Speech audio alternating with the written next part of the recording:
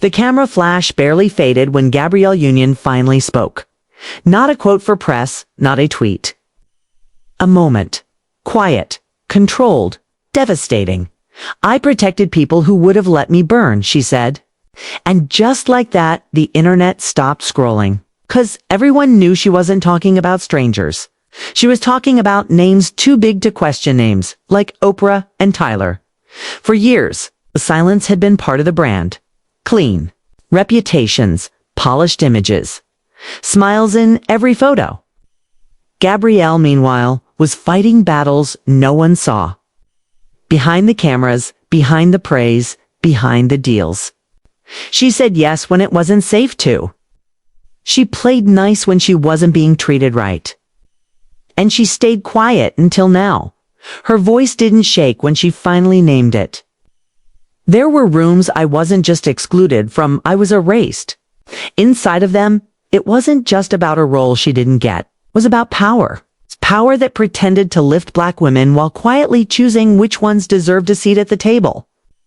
Gabrielle had played by their rules, smiled at award shows, said the right things in interviews.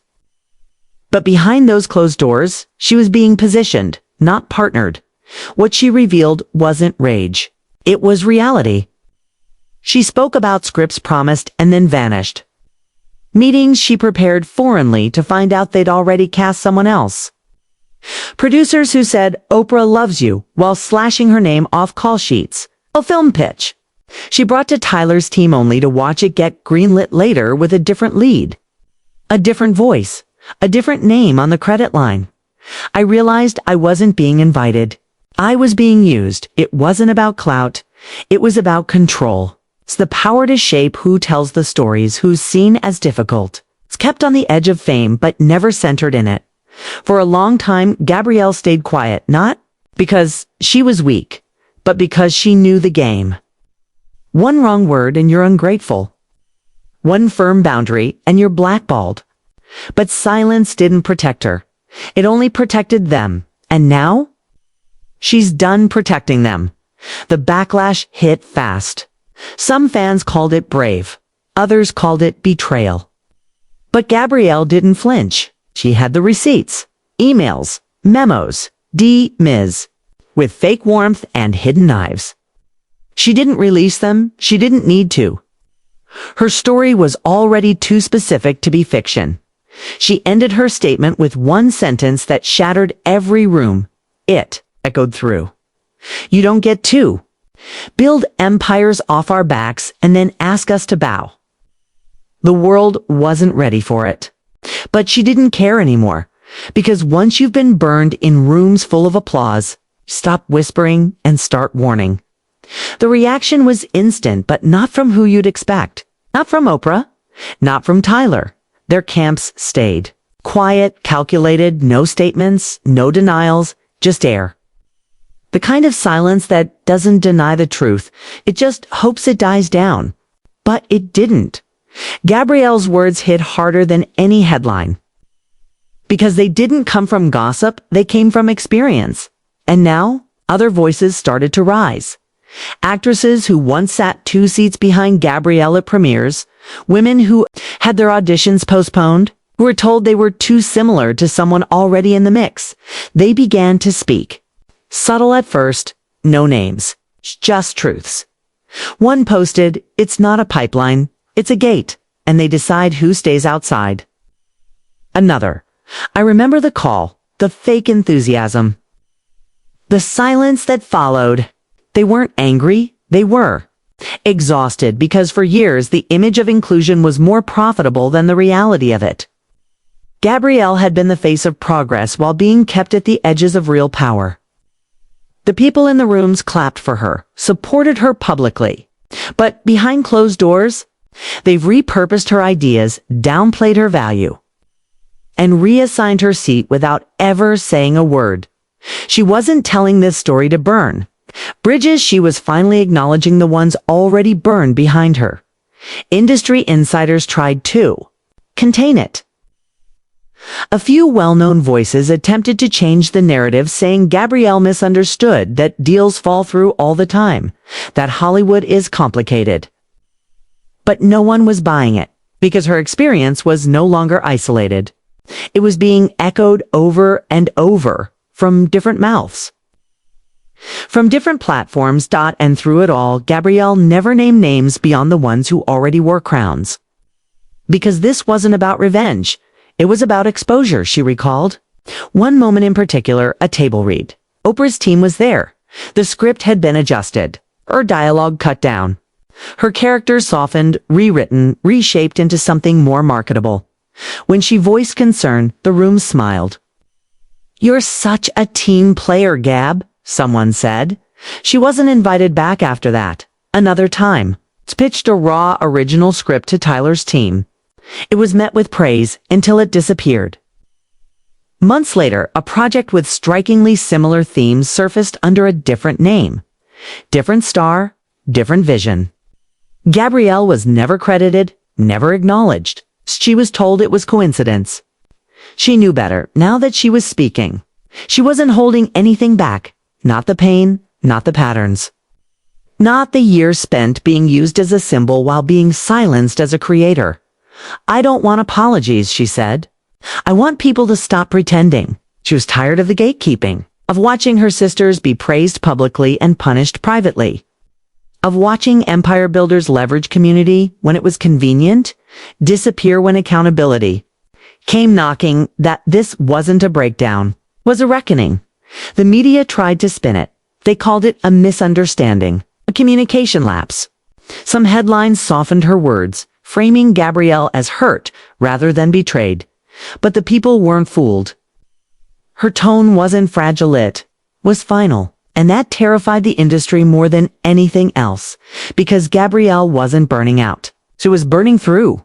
She had nothing left to protect except her own voice, and now she was using it without strength. The power players she called out had spent years building images of upliftment, carefully curated platforms, talks about Black excellence, documentaries about healing, philanthropy, speeches, center stage smiles. And for a while, it worked. They became untouchable, bathed in admiration, crowned as cultural architects. But behind those closed doors, Gabrielle had seen the machinery, and now she was pulling off the velvet. She described the duality in brutal detail. The praise during interviews, the dismissals in meetings, the handshakes on red carpets, the erasures during final edits. "You can't build your name on the backs of Black women," she said. "Then lock the doors behind you once you're inside." Fans started noticing patterns. Projects where Gabrielle had mysteriously vanished. Deals that disappeared after an Instagram photo with the wrong person. Roles passed to safer names, marketable names, names that didn't challenge the system, they just benefited quietly from it. And now, people were going back, watching old clips with new eyes. Award speeches, panel interviews, industry roundtables where Gabrielle sat smiling while her input was minimized. While others talked over her, while her lived experience was treated like a complication. Suddenly, the entire narrative around representation was in question, because Gabrielle's story wasn't about being rejected, was about being used.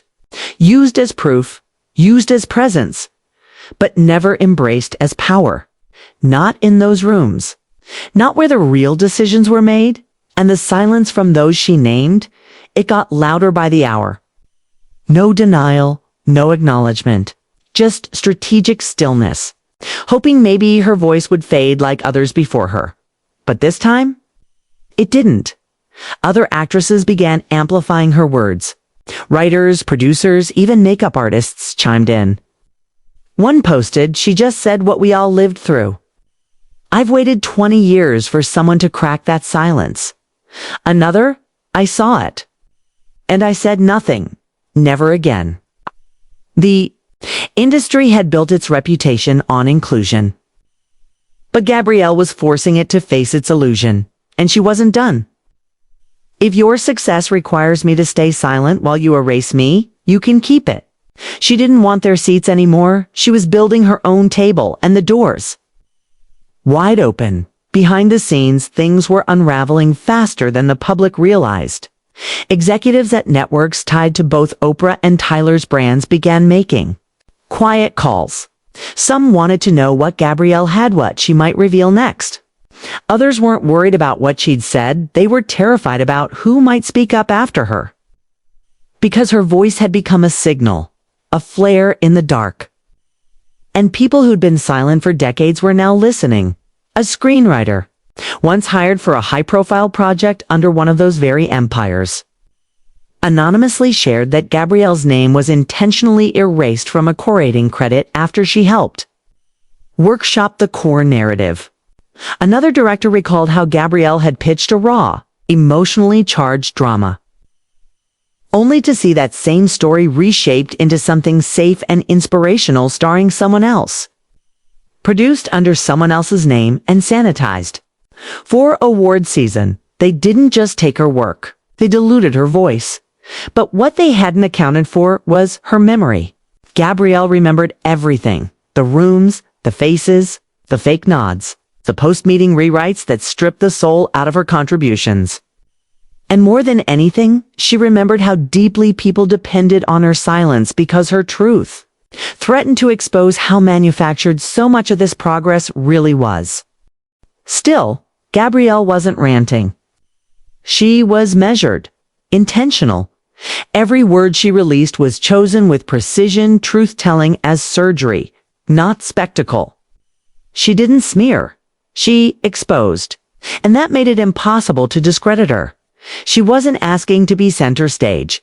She was demanding that the spotlight finally stop skipping over the stories that made the stage possible in the first place. This isn't about canceling anyone, she said in a follow-up conversation. It's about clarity.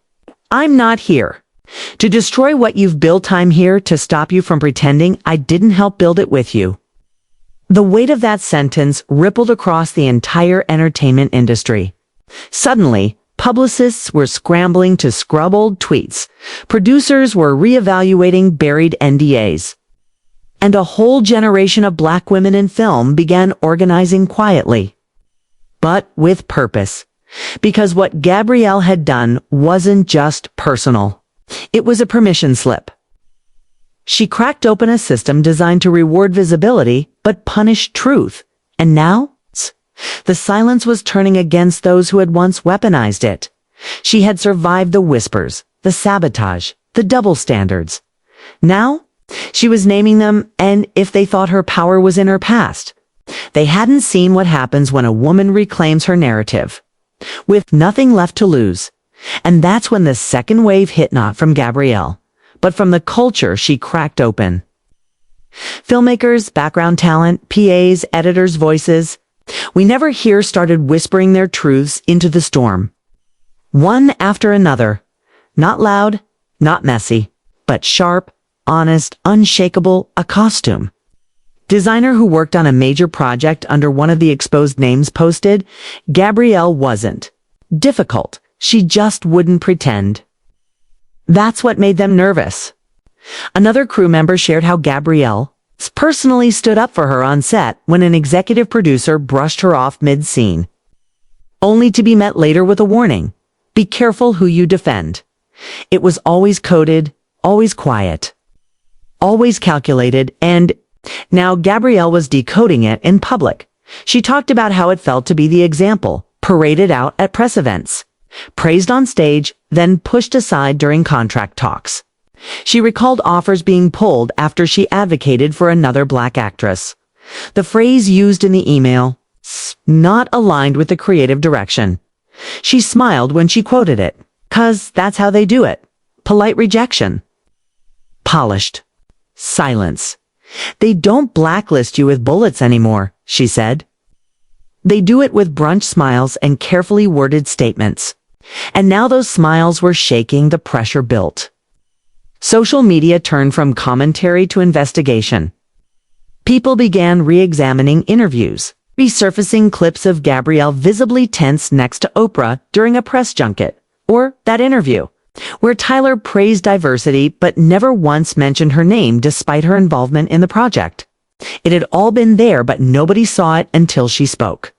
Her story hit deeper because it wasn't about exposure for drama's sake, was about the weight of being left out of a room you helped decorate. People stopped asking, why is she doing this now? They started asking, why did we let this happen for so long? Meanwhile, Gabrielle stayed focused. No media tour, no mess, just clear, intentional words. A new production deal announced this time on her terms. Her casting. Companies spotlighting new Black writers. Her name listed as executive producer, co-writer, and showrunner. No more middlemen. She wasn't knocking on the doors anymore. She was building a new house without the ceilings, without the velvet ropes, without the false alliances. And behind her, a line of women holding their own stories, ready to speak, ready to finally be heard, because Gabrielle Union didn't just reclaim her voice, she cracked the silence wide open. The real shift happened quietly. You couldn't see it in headlines. You could feel it everywhere in how rooms changed when her name came up. Cue in how executives started choosing their words more carefully. Cue in how actresses who once smiled through mistreatment now sat taller. The fear had changed sides. Gabrielle's story wasn't the usual Hollywood drama. It wasn't messy. It wasn't even vengeful. That's what made it dangerous. She wasn't bitter. She was precise. She wasn't chaotic. She was clear. And when a woman speaks clearly, with nothing to lose and no desire to be invited back into the system that erased her the entire structure trembles. She spoke about being punished for advocating. How defending another actress on set meant fewer invites to roundtables. How asking for equal pay made her complicated. How walking away from an exploitative contract got spun into stories about her temper. They had spent years crafting a narrative around her, a difficult woman, a risk, someone hard to place. And with one calm interview, she shattered it all. I'm not difficult, she said. I'm just no longer willing to make you comfortable at my expense. The culture heard her, loudly. Production teams began drafting new HR standards. Independent producers started reviewing who they'd marginalized. And even public figures who had once aligned themselves with the names Gabrielle called out began rewriting their statements, archiving old posts, cleaning their timelines, because now association had a cost. And the two names at the center, Oprah and Tyler, still silent, still powerful. But that power didn't look divine anymore. It looked manufactured, managed, fragile, and the silence. Once a tool of control, now read as guilt. Gabrielle wasn't waiting for them to respond. She didn't need validation. She had momentum. She had support. And more than anything, she had time, because once a woman stops chasing rooms and starts creating them, she becomes unshakable, untouchable, and unforgettable. The industry always feared loud women, but it feared free women even more. And Gabrielle Union, she wasn't just free, she was building a path for others to escape too. The ripple effect reached places no one expected. University panels, film schools, podcasts, circuits, suddenly Gabrielle's story wasn't just a moment, it was a case study. Young actors began quoting her like scripture. You don't get to build empires off our backs and then ask us to bow. That line was etched into timelines printed on protest signs, whispered in rehearsals. And it was doing something deeper than headlines ever could. It was waking people up before they entered the system. Because her story wasn't just about what had been done to her. It was about what would keep happening. No one said anything. And now that she had spoken, others followed. A rising Black actress came forward anonymously, saying she was once told by a producer at a major Black-owned studio to be more palatable like Gabrielle used to be. That quote went viral, because in that single sentence, the mask slipped. Gabrielle had been used as a standard for silence, a mold to hold others in place. But now, that mold was shattered. Former interns, assistants, and even PR staff began to leak fragments of the system script notes with lines about broad appeal, casting memos coded with phrases like, "not this look," "too political," or "too outspoken," things everyone had seen but never questioned. Now, those phrases burned. And through it all, Gabrielle didn't gloat. She didn't spiral. She moved. Strategically. Quietly. Powerfully, she launched a private fund for women of color in media. She optioned a story by a Black trans writer who had been rejected for being too niche. She partnered with new filmmakers, not legacy brands. And each move was a message. We're not waiting for your approval anymore. What she exposed wasn't just personal lit, was architectural. A system of performance disguised as progress. One that praised Black women publicly and punished them privately. One that celebrated inclusion as long as it could be controlled. But Gabrielle refused to be controlled. Her clarity made her louder than any scandal. Her truth made her bigger than any brand. And in the quiet collapse of everything they built without her, one fact became undeniable. She had always been the foundation.